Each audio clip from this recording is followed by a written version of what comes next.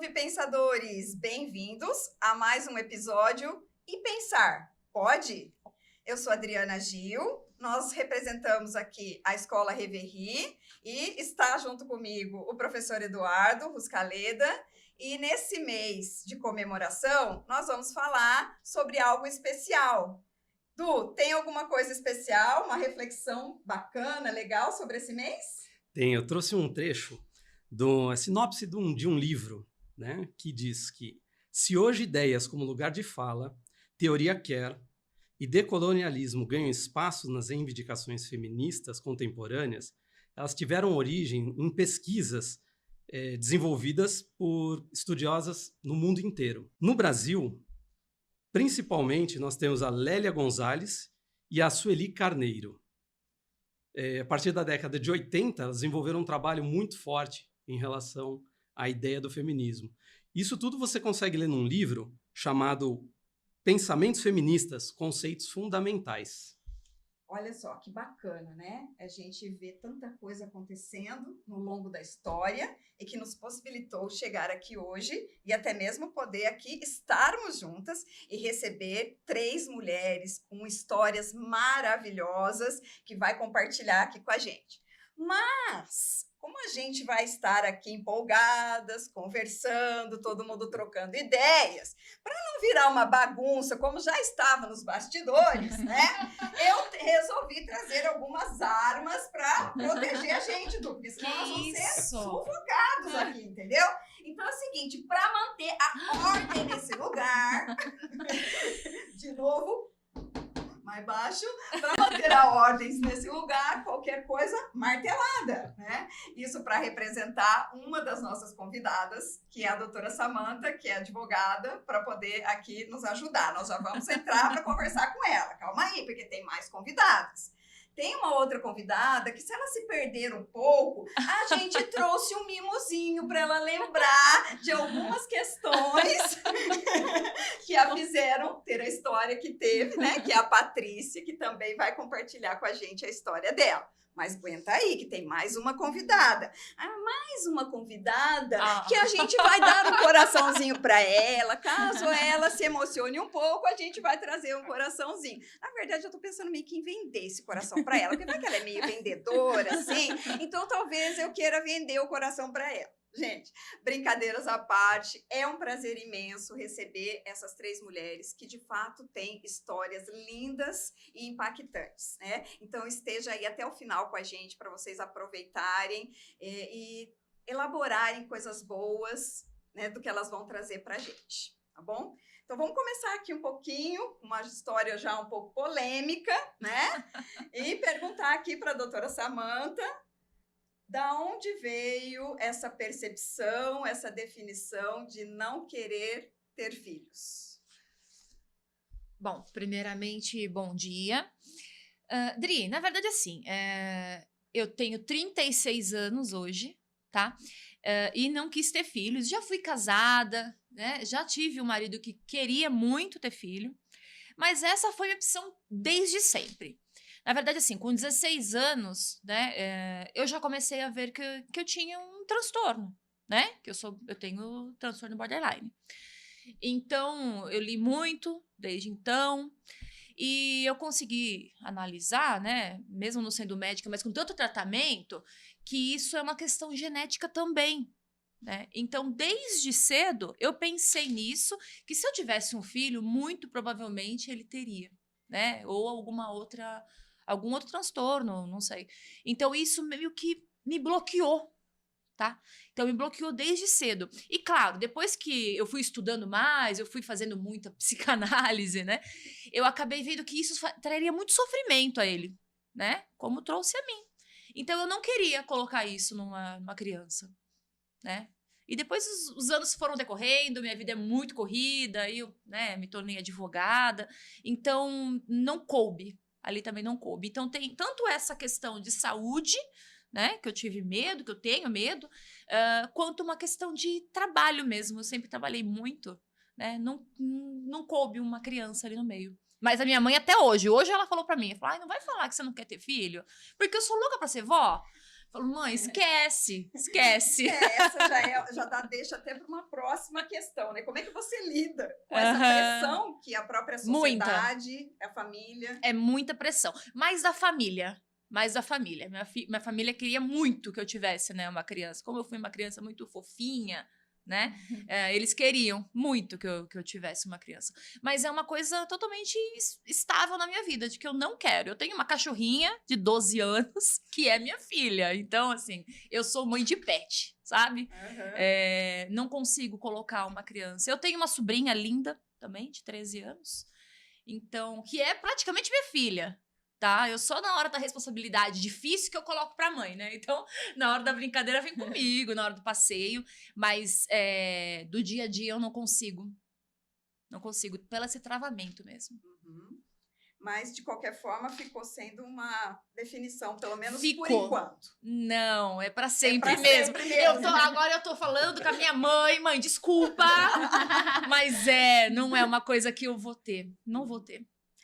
E como fica a questão de se sentir realizada, né? Porque a gente tem um pensamento que para ser realizado tem que ser mãe. A gente vai conversar também um pouquinho sobre isso. Necessariamente, a mulher precisa ser mãe para ser realizada?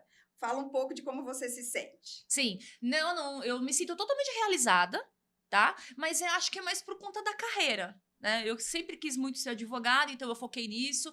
Eu viajo bastante, né? Então, a minha realização vem de outro lugar, né? Nunca veio do filho. Então, eu sempre foquei muito na minha carreira, desde sempre.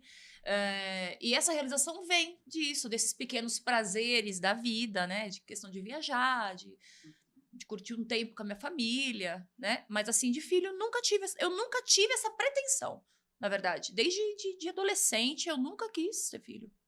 Nunca quis. Então, a questão da identidade, para você, tá tudo ok? Tá. Com relação a isso, tá. Com relação a isso.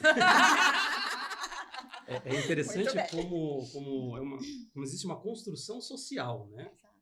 Percebe que você precisa ser mãe, né? Você tem que cumprir um papel, né? Então, você vê como isso acaba influenciando, como muito do que somos nós não vem de nós, né? Nós estávamos até falando um pouquinho antes nos bastidores, né? A Patrícia me mandou ontem um artigo e a gente estava conversando um pouquinho sobre isso. Se a gente prestar atenção, ao longo da história, o papel de mãe foi sendo mudado, né? Então, muito antes, todo mundo saía para a lavoura, todo mundo ia. Não tinha essa questão de criança de 10, 12 anos não podia trabalhar, que é uma coisa que a gente tem hoje, né? Não poupava, né? A criança, ela ia para o trabalho como um adulto, ela não tinha essa separação, né? Que a gente tem hoje, do cuidar, do estudar, né? Ela ia e não tinha, né? E foi bem interessante mesmo que a gente vê a evolução de acordo com as épocas. Renascentista, depois o capitalismo, né? Que é essa maternidade que a gente vive hoje, né? Da mãe, do cuidado, né? E eu achei muito interessante o que a Adri falou, né? Que eu não tinha pensado. Do inconsciente coletivo. Que a gente traz para nossa vida sem saber de onde você tirou aquilo, né? Como, eu quero ser mãe, né? Do brincadeira desde criança, a menina com a bonequinha, né? E é bem isso, assim, foi bem bacana, né? Abriu a minha mente, pelo menos. Porque a gente recebe isso, né? A gente já nasce, ou seja, logo de criança, a gente já tem esse, vamos dizer assim, esse ensino de cuidar. Parece-me que a gente nasceu para cuidar. E, assim, até mesmo na fala da Samantha, dizendo que ela, assim, eu sou mãe de pet. Então, assim, ela tem um pouquinho, né, tem isso. Que ela é excessivamente cuidada, né? A Adri sabe, a minha cachorrinha, a Shakira, ela é extremamente bem cuidada, né? Então, ainda mais isso é o que falam pra mim. Imagina se você fosse mãe. Se com a cachorrinha você faz isso, imagina se fosse mãe. Né? Então, aí vem mais pressão. E vem um julgamento. O julgamento eu sofro bastante. Tipo, você não tem o filho, mas olha o que ela faz pro cachorro, não tem? Muito. E a gente vê muito isso, né? Mas olhando por outro lado, ela falando sobre a questão da saúde, ela pensou no filho que não vem. Então, ela não é uma mulher, como é dito, ela não é mãe, ela não ama, ela não tem um instinto, ela não é amorosa.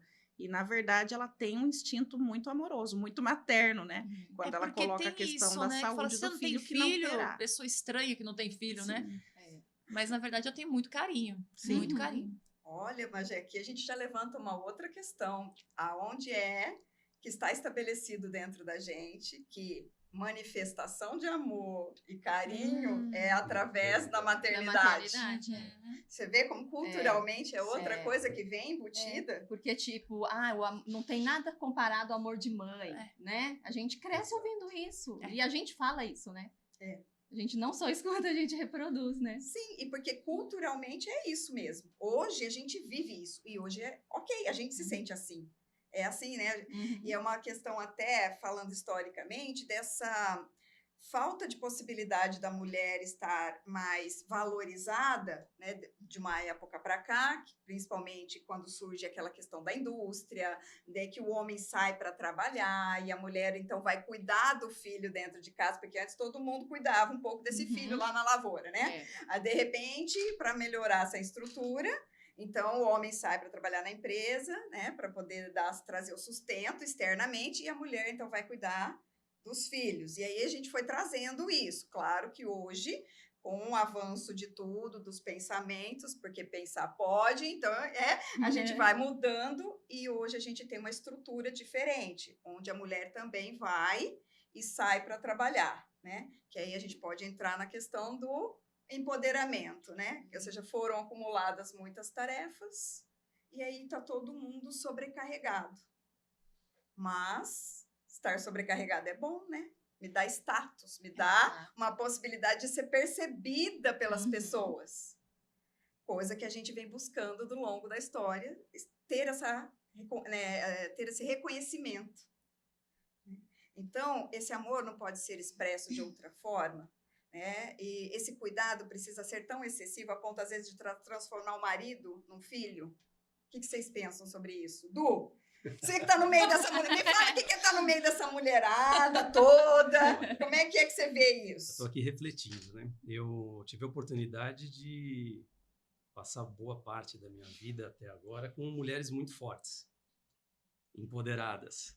Minha mãe foi uma delas, sem sombra de dúvidas, e minha esposa, né? Ela é uma pessoa incrível, ela é empoderada. Mulher Maravilha. E esse é o ponto, né? Porque para a mulher conquistar esse lugar, parece que ela precisa fazer muito mais do que o homem, né? Então, nós vivemos ainda numa sociedade patriarcal, né? Ela é uma sociedade machista. Então, essas brigas por direitos e tudo, elas estão vindo faz um bom tempo, né? Mas, quando a gente olha, parece que caminhou pouco ainda, né? E aí, caminhou pouco? Qual é a sensação que vocês têm dessa realidade? É isso que o Eduardo está dizendo? Parece que a gente tem que fazer mais para ser reconhecido? Eu acho que a gente tem que estar sempre provando, né? A sua capacidade, que você dá conta, né? E talvez não seja nem tanto uma cobrança social, mas de si próprio, entendeu? Porque fulana faz, eu também tenho que dar conta, né? A gente vê muitos memes hoje na internet, né? A mãe parecendo um zumbi, já fui na academia, levei filho na escola, limpei casa, trabalhei, né? E é isso, eu acho que a cobrança também é muito interna, sabe? E outra coisa também, só desculpa. Imagina. Na verdade, assim, a gente começou a romantizar, né? Essa coisa de trabalhar muito. Se você falar que, hoje eu não trabalhei. Como assim você não trabalhou? Que tipo de pessoa você é, né?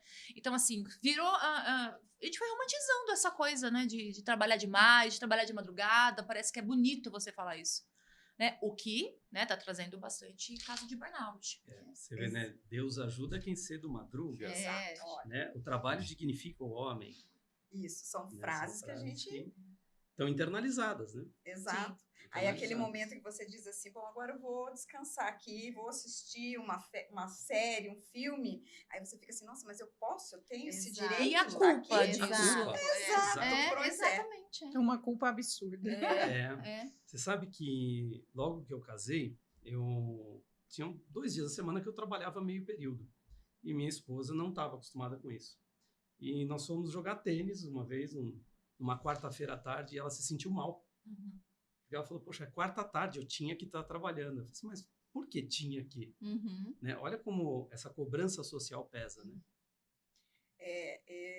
Às vezes também a gente não quer mais executar um papel que a gente está ali o tempo todo, mas você não consegue admitir isso para você mesmo, né? E parece que a gente vai cair em descrédito, não só para as pessoas, mas para a gente mesmo, porque essa culpa, além dela estar ali, né, dizendo, será que você poderia estar fazendo isso? A gente não se acha merecedora de ter um tempo para a gente, um tempo para respirar, e aí parece que não vai ser a mesma coisa. Como é que será que a gente pode pensar em reelaborar isso? O que vocês imaginam que a gente poderia fazer para reelaborar isso? Como é que vocês têm vivido isso na vida de vocês? Bom, na verdade, assim, acho que a primeira coisa é tirar essa culpa. Eu sou advogada, né? Então, eu sou autônoma, tá? Tenho meu escritório. Então, assim, eu trabalho muito, mas eu prefiro trabalhar, por exemplo, do período da tarde e da noite. Eu não consigo trabalhar de manhã, porque eu não funciono. Eu não funciono. Então, assim, já me culpei muito daquela que tinha que acordar às 7 horas da manhã, trabalhar às 8, às 18, porque isso é um padrão. Isso é o que se espera, né? Vou te ligar às 8 horas, você vai estar trabalhando, né? Mas de uns tempos para cá, né? Até por conta do meu transtorno, que me obriga a dormir um pouquinho mais, porque meu corpo pede para eu ficar menos brava, né? Então, eu comecei a acordar um pouco mais tarde, eu comecei a fazer meus dias, e isso não significa que eu não trabalho. Trabalho muito, mas eu faço os meus horários, então eu comecei a tirar essa culpa de mim, né? Falei assim, não, mas eu tô trabalhando bastante, não significa que eu trabalho igual a todo mundo, né? O mesmo horário, mas eu trabalho muito. Então, acho que o primeiro passo é você tirar essa culpa, você poder viver a sua vida assim, porque não adianta. Eu já fui daquela de trabalhar o dia inteiro e não ter tempo de fazer nada. E ser muito raivosa, porque eu não dormia, né? Eu dormia 4 horas por dia. Então, depois desse tempo, melhorou completamente, assim, a minha vida, né? Minha qualidade de vida é outra. Então, a gente tem que parar com essa culpa. Pelo menos com relação a isso, não tem mais culpa nenhuma. Já é o primeiro passo. É o primeiro passo. Né? Por outro lado, eu vivo hoje uma questão de que eu tive 2 casais de gêmeos, então foi uma baita dedicação, muitos bebês, né, por muito tempo, e aquela cobrança que interna mesmo, né, que tem da sociedade, vem da cultura, que a gente tem de ser 100% mãe, se dedicar, mas hoje eles estão aí com 16 e 13 anos. Eu me olho mais, eu estou tirando essa culpa dos meus ombros, eu estou estudando, eu vou mexer no meu orçamento para pagar um curso para mim, algo que eu quero, algo que é para mim, exclusivamente para mim, porque é meu, meu desejo exclusivo. Eu vou tirar um dia para eu tomar um lanche e eu não vou me sentir culpada porque eu não levei todo mundo. Isso é uma coisa que eu tenho feito recente e é libertador. Eu vou ao cinema, eu vou namorar, eu vou passar a noite fora e eu não vou me sentir culpada porque meus filhos estão sozinhos em casa. Então, é uma reconstrução. É bem uma reconstrução, né? E parece que a gente...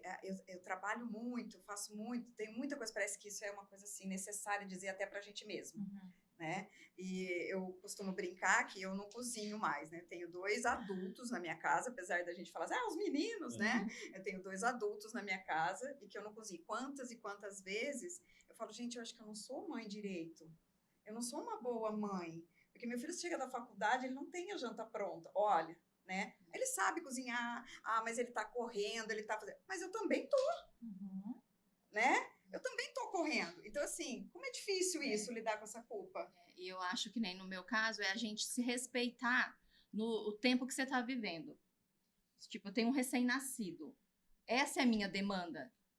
Mas não, a gente quer fazer tudo que você fazia antes com recém-nascido, que nem eu sozinha. Eu não tinha rede de apoio, era eu e meu marido.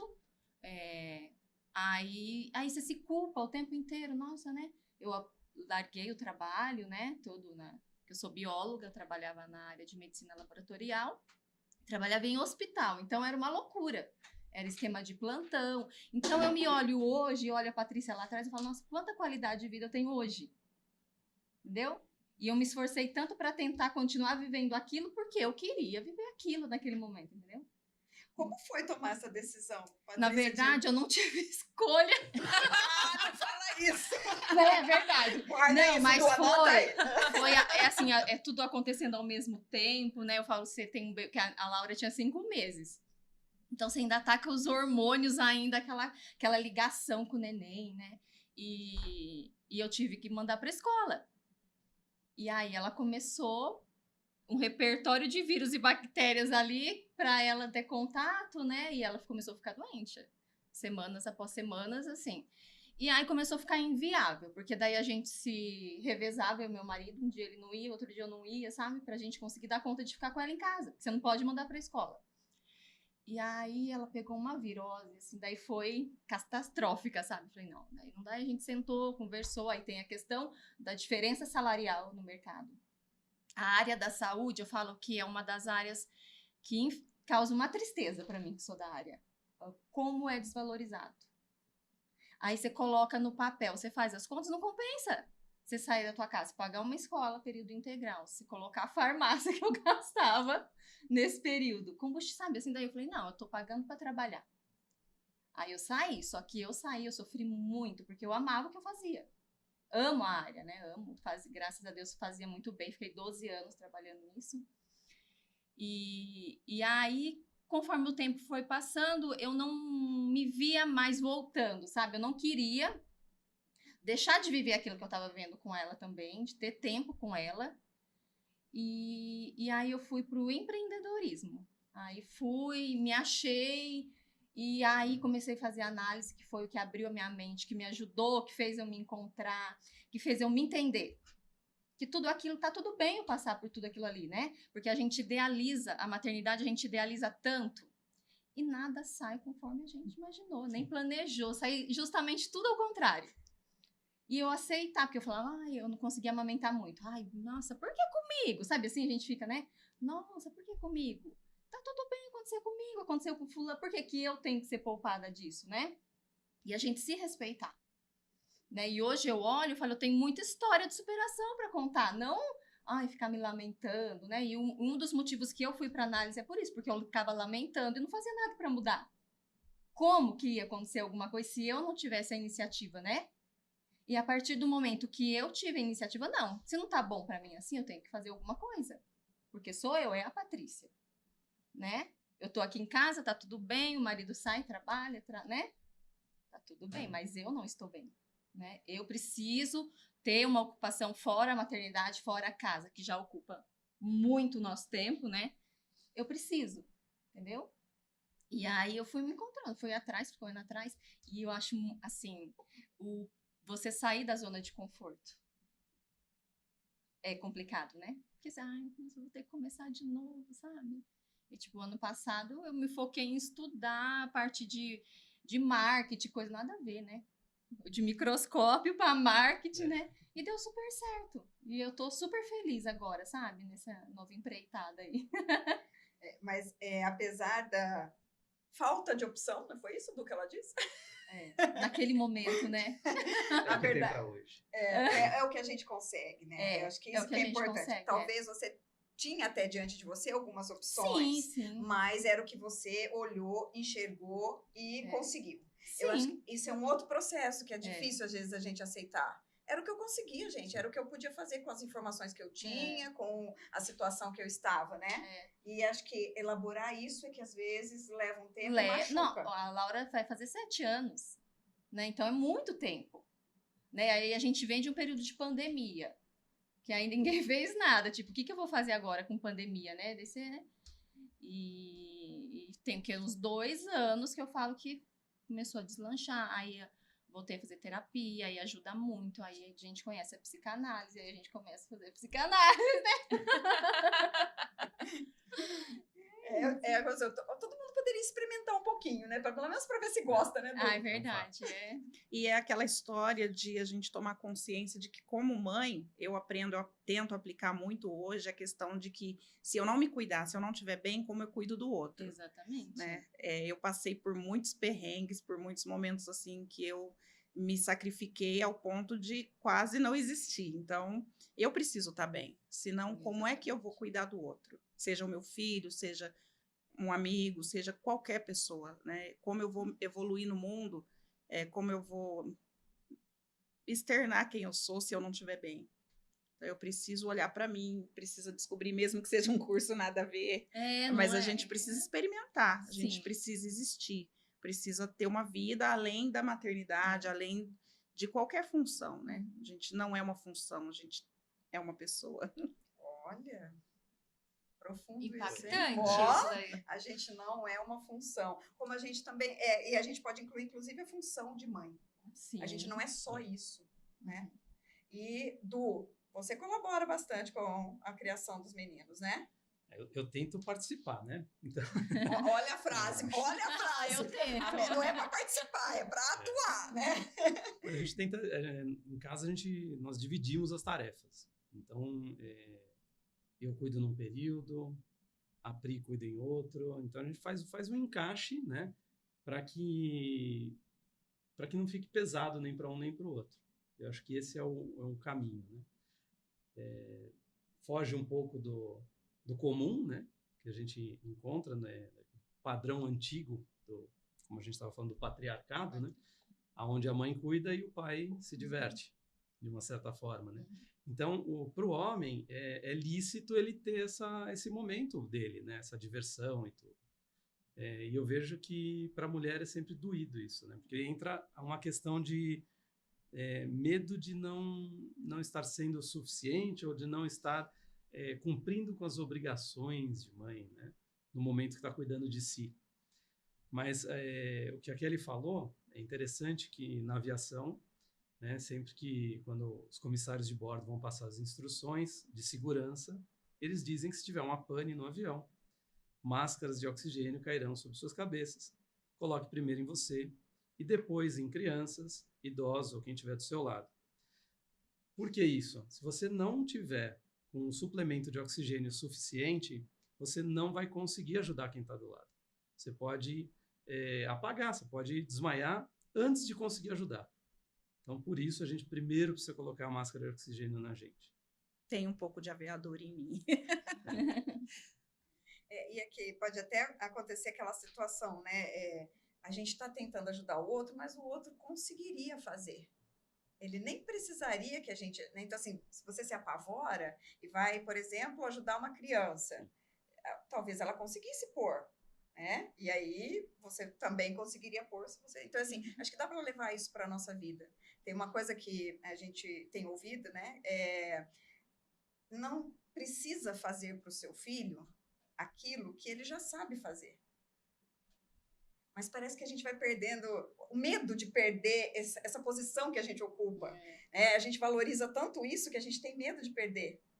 Que vem, inclusive, né, assim, o homem sai para jogar bola, para se distrair ou para fazer qualquer outra atividade e a mulher sai para jogar, né, futebol, vôlei, qualquer outra coisa, ou sai para fazer alguma coisa que ela... Não, né? E quando você está lá fazendo unhas, você fala, nossa, mas será que meu filho está comendo, está cuidando direitinho? Será que ele não caiu, né, no banheiro, não escorregou? A gente está ali, fantasiando com a cabeça, ao invés de estar relaxando e curtindo aquele momento, né? Então, é tão enraizado isso. E essa superproteção, eu acho que também atrapalha, né? Atrapalha muito o desenvolvimento da criança.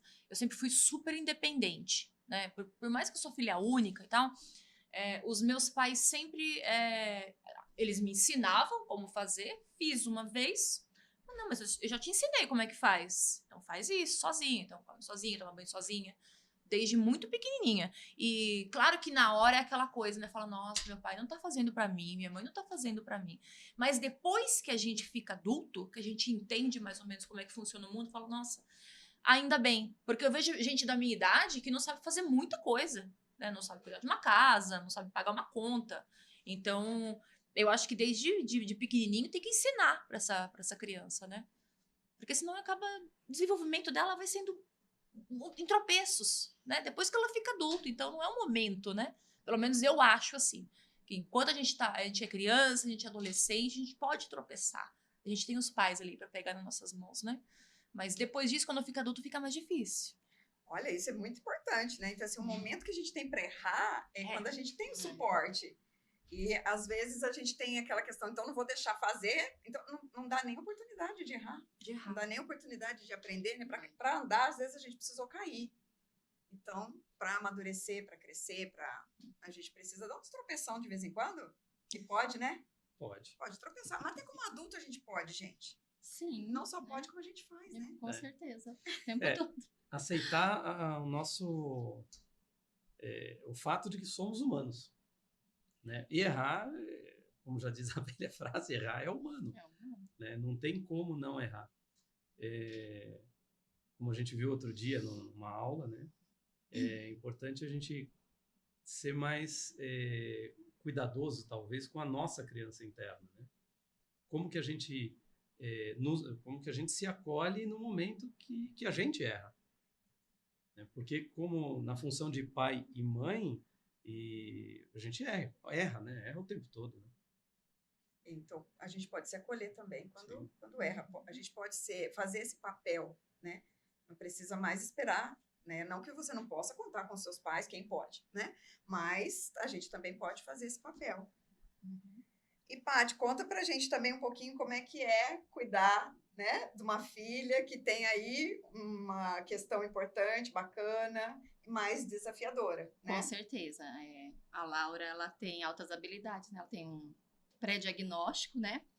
A gente, desde pequenininha, a gente começou a perceber. Ela tem uma memória fotográfica, é impressionante, assim, né?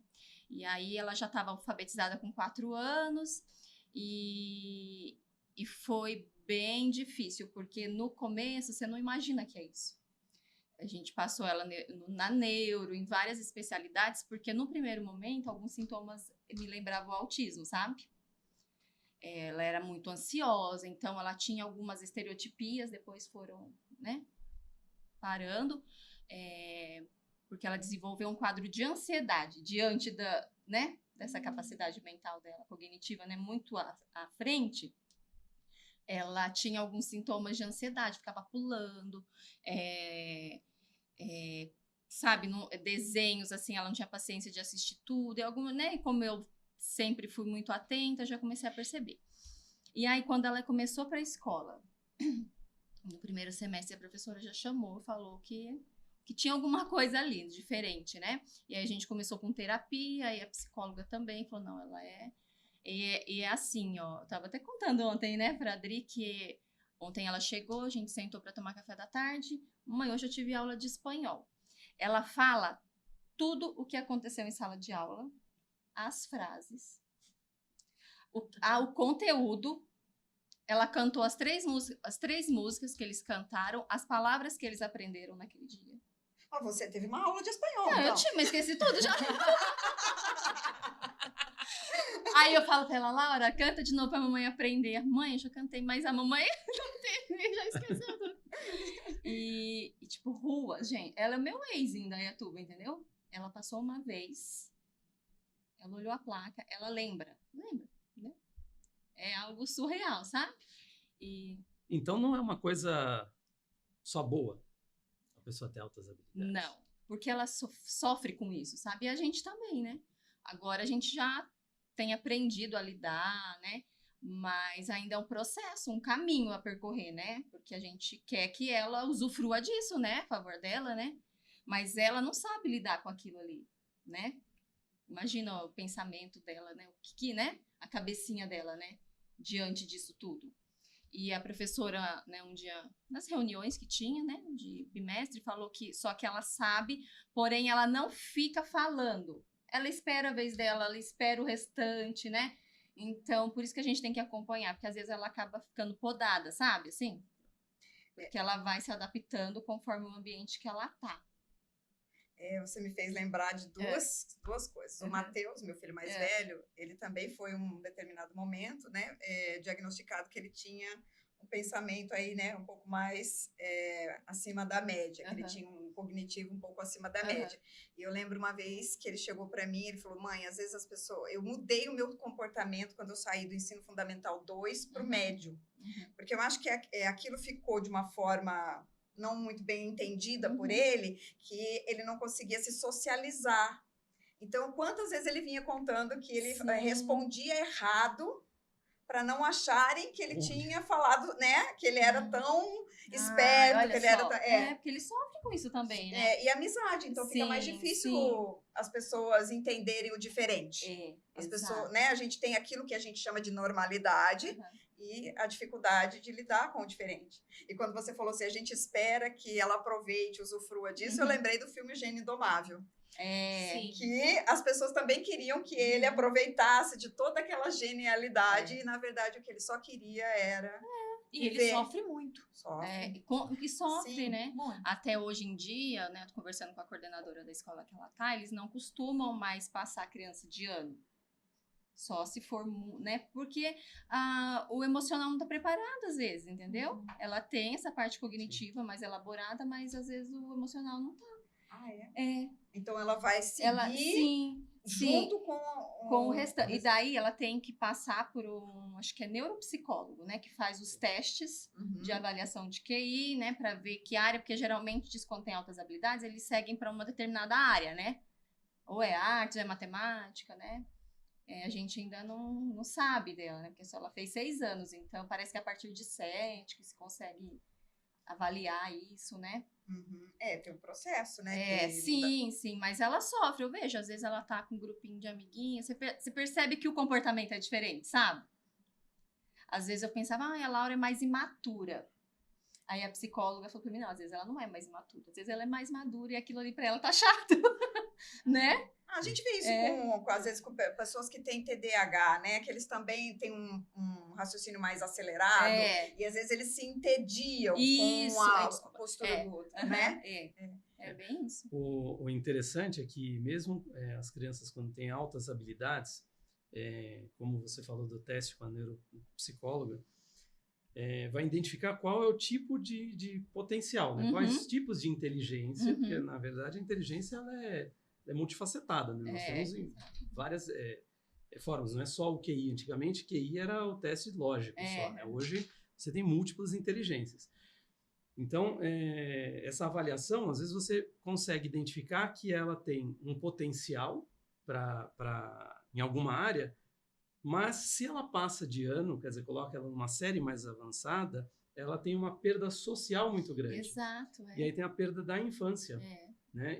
Quando eu fiz o colegial, eu estudei com um rapaz que nós tínhamos, quando a gente estava se formando, em torno de 18 anos, ele se formando com 14. Né? Então, existia uma diferença grande ali de idade e ele teve uma perda social muito grande. Né? Porque essa parte da fantasia, principalmente, né? Aquela infância de...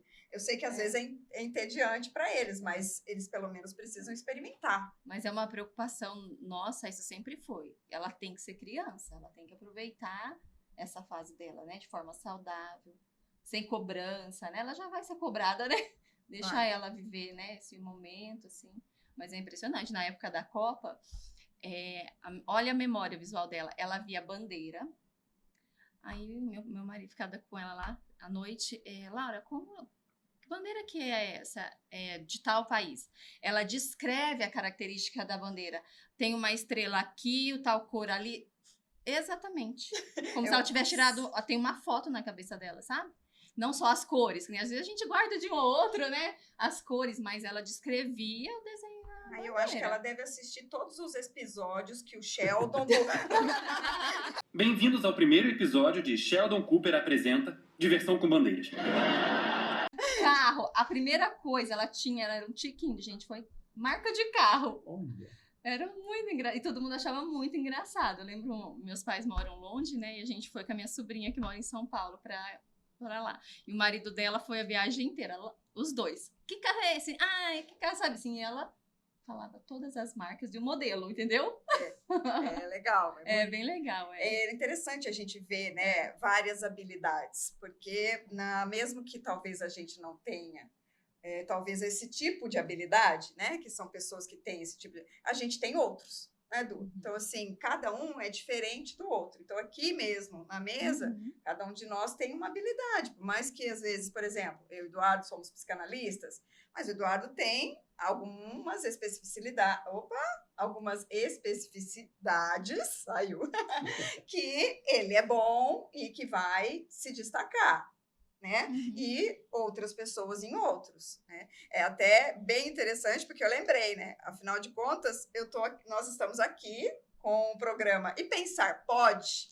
E nesse fim de semana que eu conversei com o Gabriel, que nós estaríamos aqui, Gabriel, meu filho mais novo, poxa, é o 3º podcast que a senhora vai fazer, eu não vou participar. Aí eu falei assim, Gabriel, mas eu vou dizer que quem deu o nome do podcast foi você. Então, assim, eu nunca, né, talvez tivesse a habilidade de pensar num nome criativo e que viesse de encontro com o propósito que a gente tinha. Então, foi muito legal, né?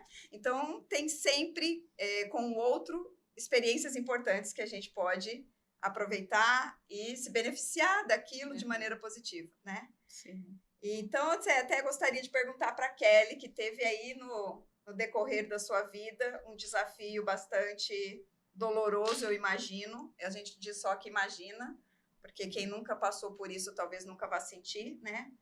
Mas eu queria que você contasse um pouquinho a sua história, a história do João, que você contasse aqui pra gente, e aí a gente vai interagindo com você. Eu preciso do seu coração.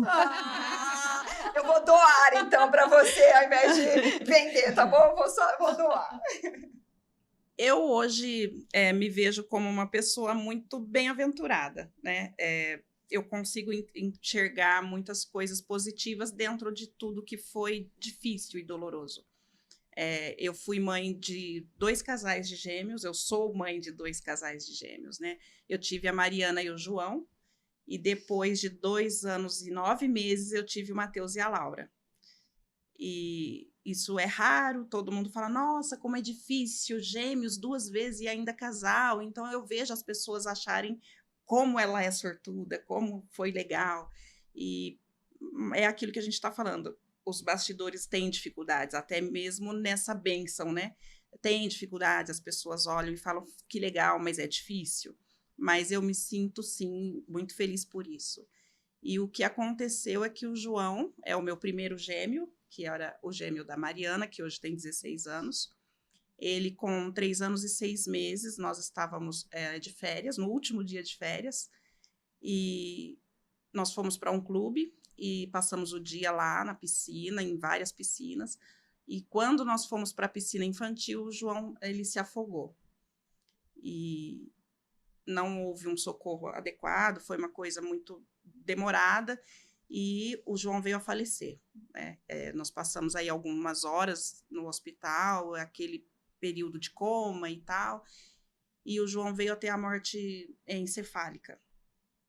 E foi um processo do qual eu vivo até hoje, né? Eu vou passar a vida elaborando isso. Vou passar a vida ressignificando as etapas. Porque já fazem aí 13 anos que o João se foi, mas é a cada tempo, né? A cada progresso, a cada evolução, a cada aprendizado, hoje na psicanálise, ele está presente, ele está ressignificando em mim alguma coisa da minha existência. Então, eu posso dizer que ele me ensina muito, essa brevidade, essa vida que ele teve, essa passagem que ele teve comigo, veio para me ensinar, para me fazer tocar a vida de uma forma mais autêntica, né? Olhar mais para mim, porque eu entendo que eu tive um momento muito intenso com o João, com a Mariana. A minha primeira maternidade foi com os 2, antes dos 2 gêmeos caçulas, foi muito intensa, né? Foi de muito cuidado, que a gente está falando sobre cuidado da maternidade. Aquela mãe que quer estar presente 100%, que quer ver tudo, que quer estar dentro de... Então, eu vivi isso com ele. Era quase simbiótico, porque assim, eu acordava, o João estava no cantinho, dormindo espremido, parte do meu corpo. Ele tinha o hábito de falar, mamãe, eu te amo que até dói.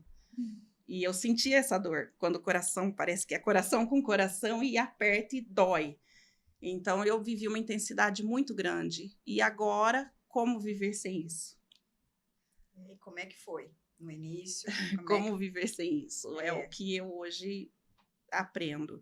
Porque, graças a Deus, eu tenho 3 filhos ainda, que estão comigo. Matheus, Laura e Mariana. Um beijo para vocês.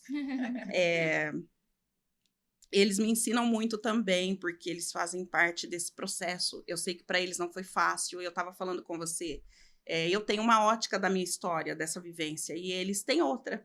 Então, assim, eu tive um lapso de memória. Nos primeiros 3, 4 meses da morte do João, eu não tenho memória nenhuma. Eu não consigo mensurar o que eu vivi, o que aconteceu.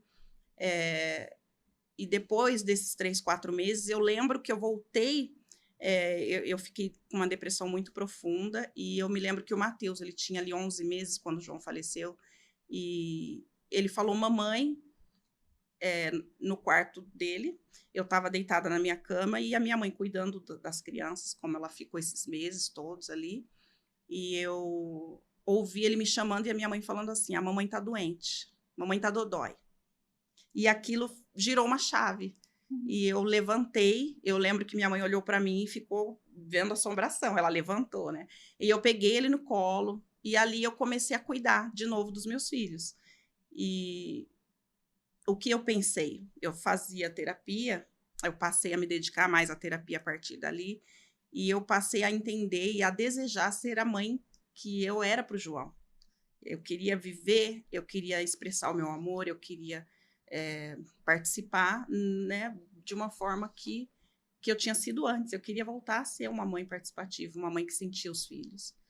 E aí eu tomei esse momento novamente de caminhar com os filhos, sempre com muita dificuldade comigo mesma. Eu tive muita culpa, eu tive uma sensação de impotência, de culpa, de raiva.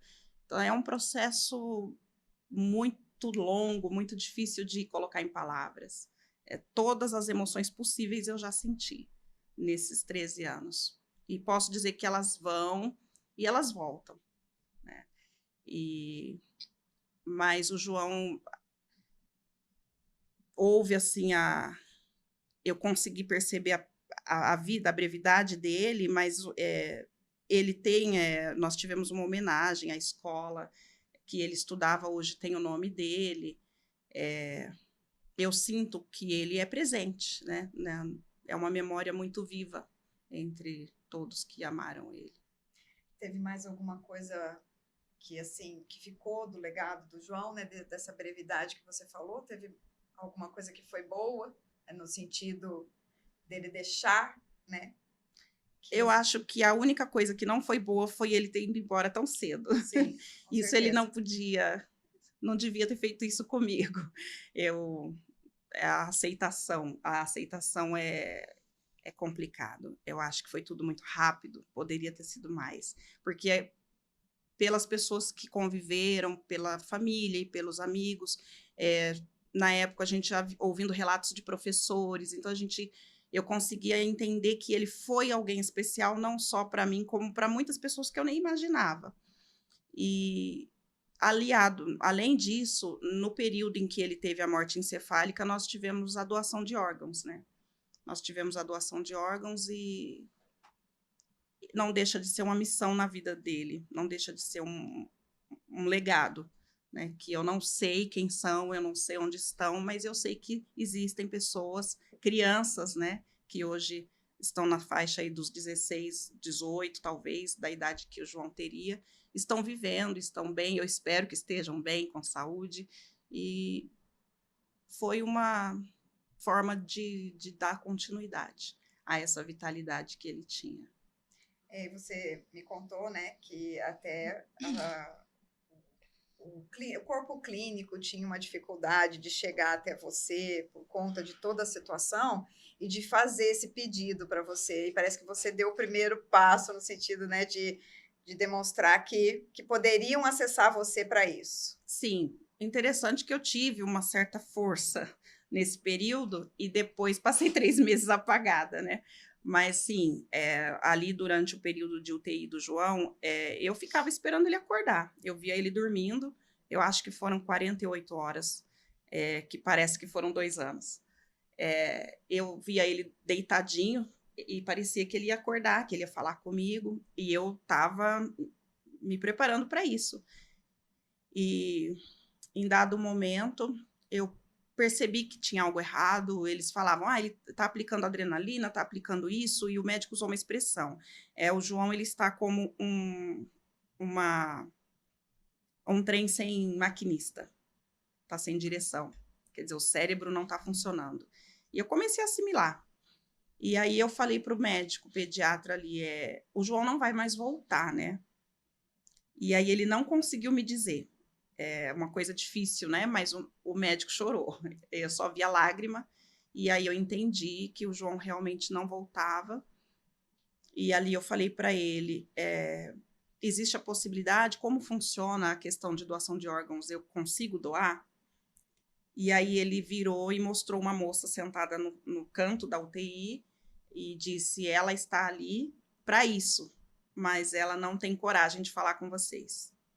Então, ali iniciou esse processo. Também uma pessoa que até hoje eu tenho contato, a Valéria, do Hospital Estadual, captação de órgãos, um beijo, Valéria.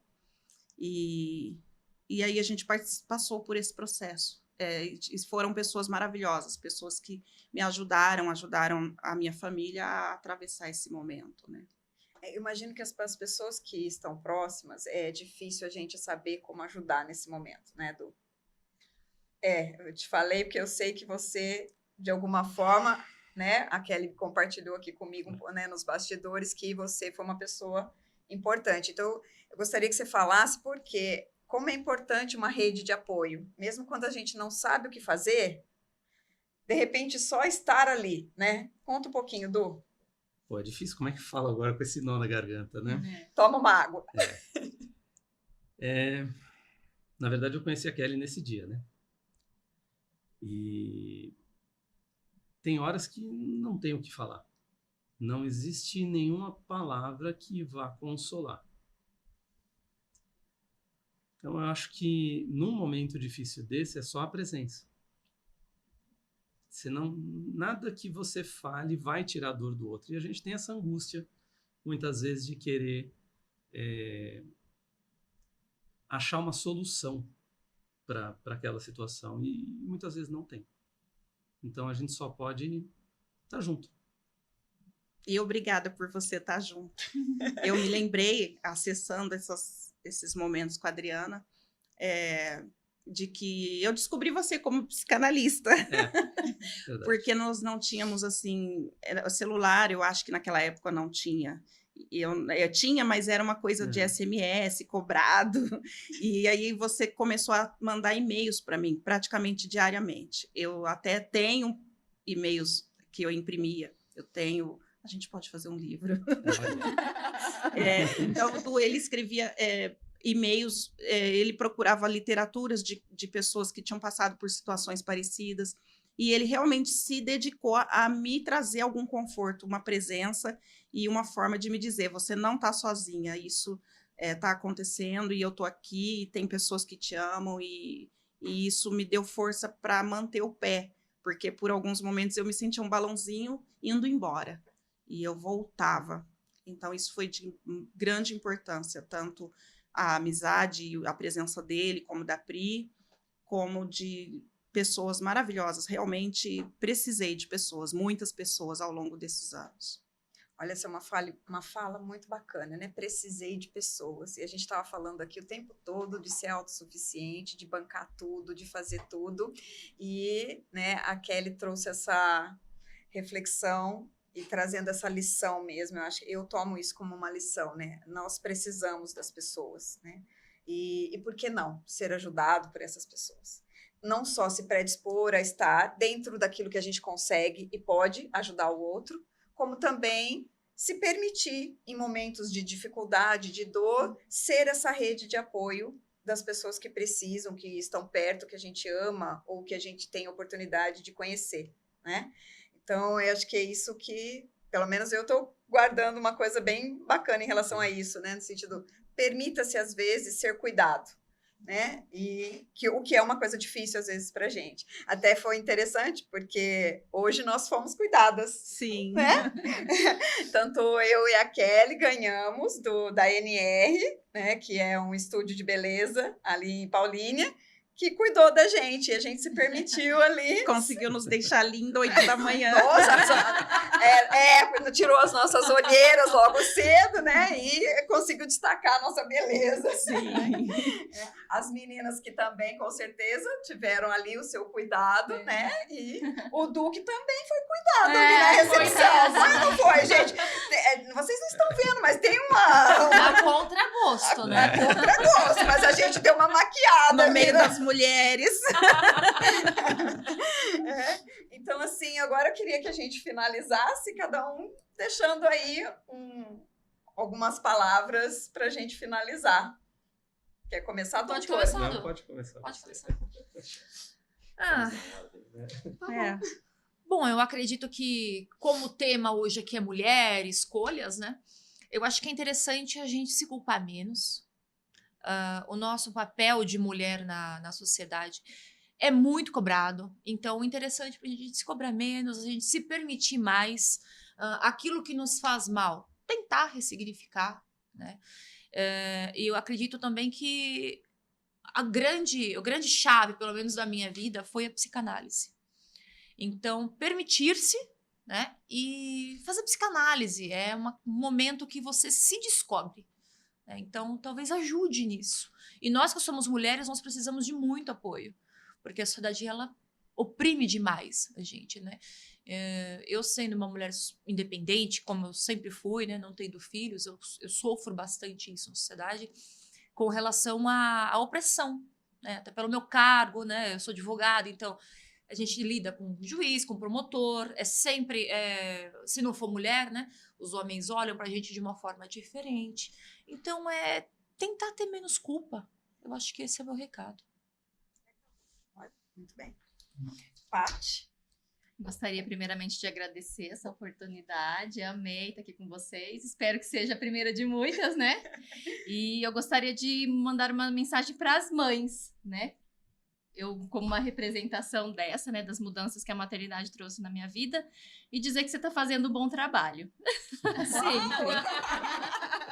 Né? Que a gente sempre se culpa, né? A gente sempre faz o melhor que a gente pode, de acordo com as nossas possibilidades, né? Muito E bem. obrigada, viu? Obrigada a vocês por estarem aqui. Eu também quero agradecer. A psicanálise realmente, ela salva, né? Hoje eu sinto parte, assim, a psicanálise, eu não vivo sem psicanálise. Eu quero conhecer, quero sempre me conhecer. A gente é um livro sem fim, né? E o que eu tenho aprendido ainda, né? Como não vamos parar de aprender, é que a gente recebe coisas da vida, não sabemos o que vem, nem sempre sabemos se virá coisa boa, coisa ruim, mas a gente tem o poder da escolha. A gente pode escolher o que vai ficar dentro de nós. O que vai ficar, se a gente vai aceitar o bom, o ruim, se o ruim vai se tornar em bom, tudo vai depender da nossa reciclagem, da nossa ressignificação, do que a gente vai decidir empoderar dentro de nós. É isso. Muito bem. Eu, como não tenho lugar de fala para querer dar algum conselho para a mulher, meu conselho vai para os homens, né? Nós estamos em 2024.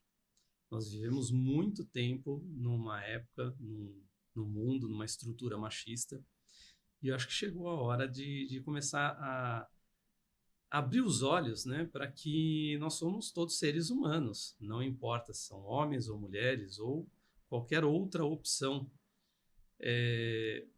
O importante é a gente ter respeito e entender que a mulher tem o seu lugar no mundo e é o mesmo do homem. Não que ela tenha um lugar diferente. Olá, muito bem.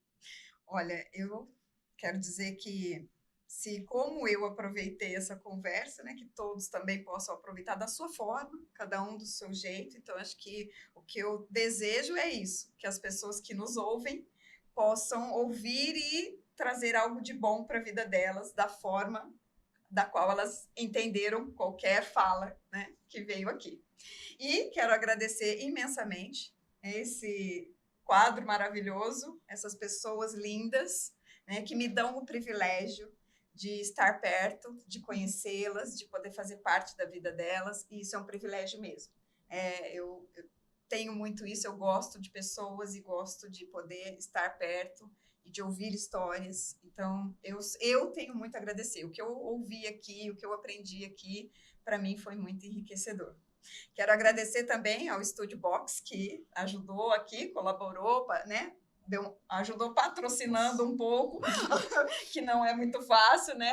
A gente precisa de pessoas, tá vendo? A gente precisa de ajuda e tá tudo bem isso, né? Às vezes a gente precisa de recursos para poder fazer um programa como esse e alcançar vidas que talvez precisam ouvir exatamente o que a gente diz aqui, né? Ou não. E se você que aí nos ouviu, gostou, segue-nos no Instagram, se inscreve aqui no canal do YouTube. Se quiser algo em relação à psicanálise, quiser conhecer um pouco mais, entre em contato com o nosso WhatsApp e a gente vai te dar as orientações e aquilo que a gente puder. Então, aqui tem futuros psicanalistas já atuando, e o que a gente espera é que vocês, mesmo que optarem não é a psicanálise, não é o único caminho, mas se gostaram, pode nos procurar. E o que a gente deseja é que vocês consigam administrar a vida, as imprevisibilidades da vida, da melhor forma possível. E pensar pode? Pode. Pode.